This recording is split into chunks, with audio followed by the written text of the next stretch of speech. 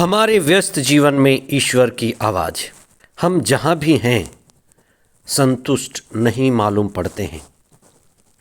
हम अपने जीवन को देखें और लोगों के जीवन को भी देखें कि हमारे जीवन में एक बड़ी असंतुष्टि मालूम पड़ती है।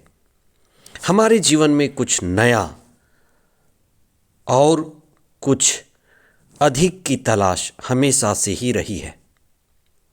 नए साल के शुरुआत के दिनों में हम यह बात और भी चिंतन के विषय के रूप में लेते हैं कि हम कुछ ना कुछ नए की तलाश में रहते हैं। पुराने से या तो हम उब चुके हैं या हमें संतुष्टि नहीं मिली है। इसलिए पुराने का संतुष्ट नहीं होने का, जो असली में चाहिए थे उसके न मिलने का हमें गम होता है। हमारा जीवन व्यर्थ मालूम पड़ता है। हम कुछ ऊंचा और कुछ श्रेष्ठ पाना चाहते हैं। यह भी सच है कि ज़्यादातर लोगों का अनुभव बेहोशी का अनुभव है। कभी कभी हम होश में आते हैं, अन्यथा हम बेहोशी में जी रहे हैं और इसी बेहोशी में हमें एक बंधन भी दिखाई देता है जिससे हम जकड़े हुए हैं। आज हम इस विषय पर चिंतन करें कि हमारे लिए व्यक्तिगत रूप से मुक्ति और आज़ादी की कितनी ज़रूरत है। ख्रिस्त जयंती का दूसरा सप्ताह 5 जनवरी 2023 बृहस्पतिवार। पहला पाठ यूहन्ना का पहला पत्र अध्याय 3 पद संख्याएं 11 से 21 तक और संत यूहन्ना का सुसमाचार अध्याय 1 पद संख्या 43 से 51 तक।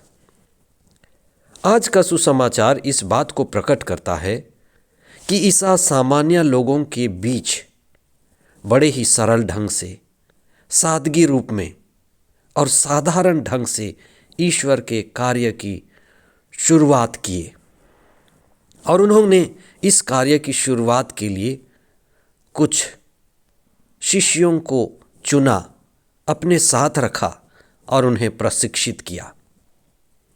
कलीसिया में कई तरह के बुलावे हैं।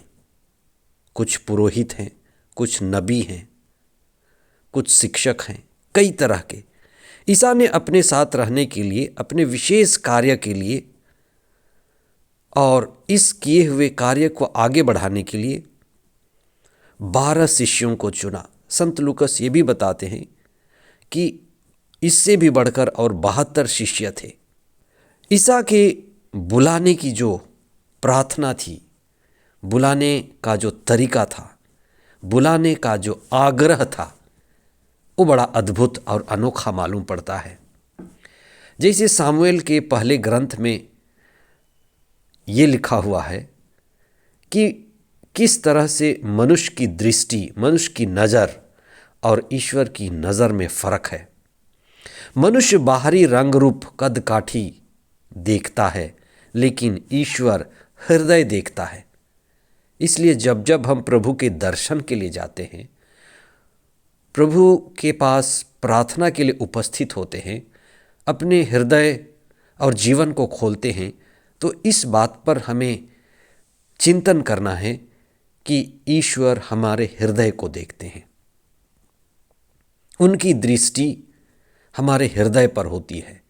इसलिए ईश्वर की दृष्टि की तरह ही ईसा की दृष्टि व चुनाव भी एक है। ईश्वर अपने कार्य को आगे बढ़ाने के लिए हम मनुष्यों को चुनते हैं, विशेष कामों के लिए हर व्यक्ति को, और प्रशिक्षित भी करते हैं और अपने उपस्थिति का, अपने कार्य का साक्षी बनाते हैं। हम ईसा के इस वाक्य पर चिंतन करें कि ईसा का यह आह्वान, मेरे पीछे चले आओ, बड़ा अर्थपूर्ण है। मेरे पीछे चले आओ बड़ा चुनौतीपूर्ण है। संसार के पीछे जाना, दुनिया के पीछे भागना, आकर्षण तड़क भड़क के पीछे जाना बड़ा आसान है, लेकिन ईसा के पीछे चलना दुनिया के विपरीत दिशा में जाना है। ईसा के पीछे चलना दुनिया के मूल्यों के विपरीत दिशा में जाना है। इसलिए आत्मा की गति ईसा की ओर गति है, आत्मा की गति मुक्ति की ओर गति है, जो विपरीत मालूम पड़ती है। इसे हमें समझने की जरूरत है। इस दुनिया में हमारे मानव जीवन की बड़ी आकांक्षाएं होती हैं, लोगों की बड़ी बड़ी आकांक्षाएं होती हैं। बच्चा बड़े उद्देश्य से कि धन कमाऊंगा, पद मिलेगा, संसार में बड़ा बनूंगा, माता पिता का नाम ऊंचा करूंगा, ऐसी चीज़ों में आकर्षित होकर बड़ा होता है। हर युवा, हर युवती संसार की ओर खींचा जाता है। वहीं अपने सभी कार्यों को समर्पित करते हुए मुक्ति की ओर मुड़ना, मुक्ति की ओर दिशा करना, ये चुनौती है। मुक्ति के लिए बुलावा हर एक इंसान के लिए आता है, आज या कल। आज आप इस पर चिंतन करें कि आपके जीवन का परम उद्देश्य क्या है। मुक्ति यानी सत्य में स्थापित होना, ईश्वर के साथ सच्चाई में जीवन जीना।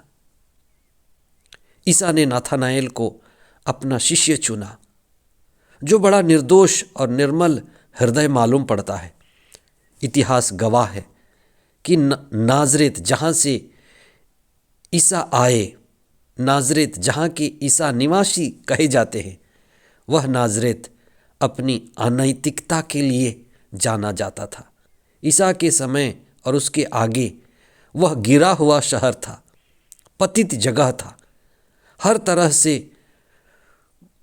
वह शहर नाजरेत बुराई के लिए जाना जाता था। फिलिप के कहने पर कि हमें मुक्तिदाता मिल गए हैं, नाथानाएल ने बड़े बेबाक ढंग से, बड़े निर्दोष भाव से पूछ बैठा कि नाजरेत से कुछ अच्छी चीज आ सकती है? क्या नाजरेत से मुक्तिदाता आ सकते हैं? ईसा ने इसको सुना। ईसा स्वयं उसकी तारीफ किए, क्योंकि यह व्यक्ति बड़ा निर्दोष और सत्यवादी मालूम पड़ता है। प्रभु ईसा ने कहा, नाथानाएल, तुम महान घटना देखने वाले हो। जो व्यक्ति सत्य में स्थापित है, जो व्यक्ति निर्दोष है, वो स्वर्ग को खुला हुआ देखेगा। प्रभु ने उसे यही आश्वासन दिया। जीवन में ऊंचे उठने का, आगे बढ़ने की संभावना, मुक्ति की संभावना, जो हमारे जीवन की सबसे बड़ी आवश्यकता भी है, उसी व्यक्ति के लिए आसान हो जाता है जो निर्मल है, जो निर्दोष है और जो विनम्र है। हमारे जीवन का परम उद्देश्य, चाहे हम कितनी भी पढ़ाई कर लें, ज्ञान अर्जित कर लें, हमारा ज्ञान समुंदर की तरह भी हो जाए, लेकिन जब हम विनम्र नहीं हैं तो प्रभु का दर्शन नहीं कर सकते, ऊंचाई पर नहीं जा सकते, चेतना में नहीं उठ सकते। इसलिए नाथानाएल हमारे लिए एक आदर्श है। हम जितने ही पढ़ते जाएं, ज्ञान अर्जित करते जाएं, उसका परम उद्देश्य हमारा जीवन विनम्र बनता जाए, हम खाली होते जाएं और अहंकार विसर्जित होता जाए। हम इसके लिए प्रार्थना करें तो हमारा पारिवारिक जीवन, वैवाहिक जीवन, इस संसार में जीवन आसान और मुक्ति की ओर गति के लायक होगा। आमीन।